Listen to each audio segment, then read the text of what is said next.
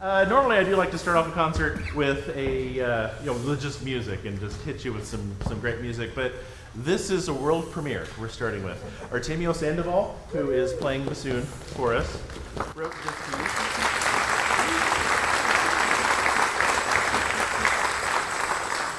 It's called Fortress of the Bears, and it doesn't really have a storyline, but it has some definite musically visual ideas that I think would be good to sort of plant in your heads before you hear it.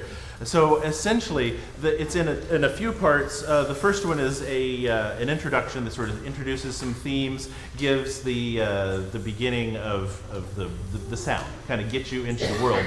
So there's the drumming you'll hear. There's a lot of percussion in this, and it was influenced by like plinkett drumming.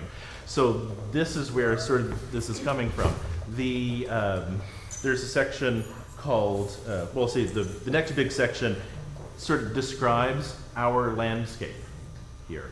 The dark and rainy sort of environment that we often live in, although we've had some nice reprieve from that, is the second sort of section, which also acts as kind of a lullaby before things start heating up, with a section called War Canoes. And you'll hear an instrument that I had not been acquainted with before this piece.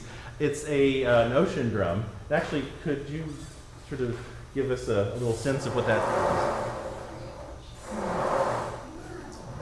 So it's like a drum that has some beads or something in it, and when you roll it around, it kind of sounds like the waves. And so that's what that is, and it's the canoes kind of waiting and watching for the enemy, and then there's a battle, which will be kind of obvious, I think, when you hear that in the music, and the drumming really gets going, and everybody goes crazy.